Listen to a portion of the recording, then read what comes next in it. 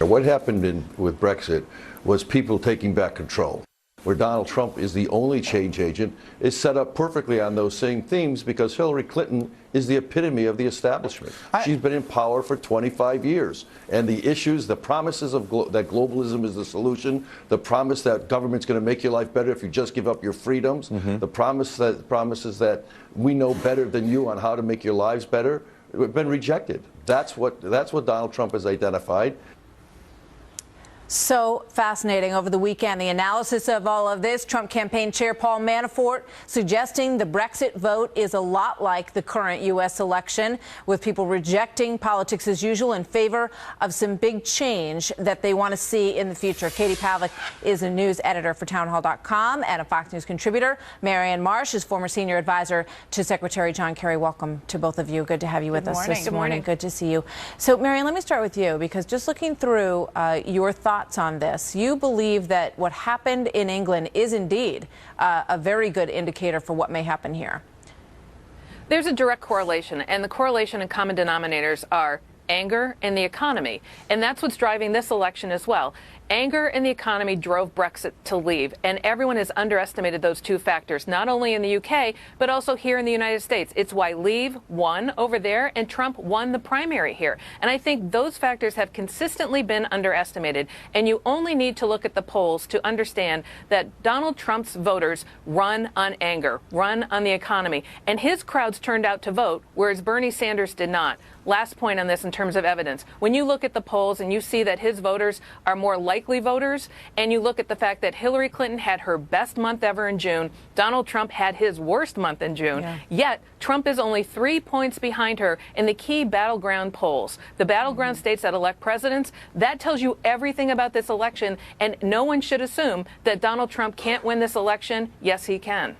Fascinating. All right. So, Katie, you know, when you take a look at this and you look at the polls and you look at how off the Brexit polls were, what we saw happening in the UK was sort of the secret Brexit vote.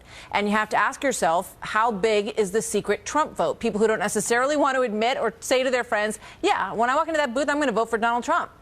Right. Well, the interesting thing, Martha, is that everyone is acting like they're extremely surprised that the Brexit vote actually went through, when if you talk to activists on the ground in the UK who have been fighting for this for decades, they finally got what they've been working for. And I think that in this country, we've seen activists working for similar things in terms of trying to get Washington, D.C.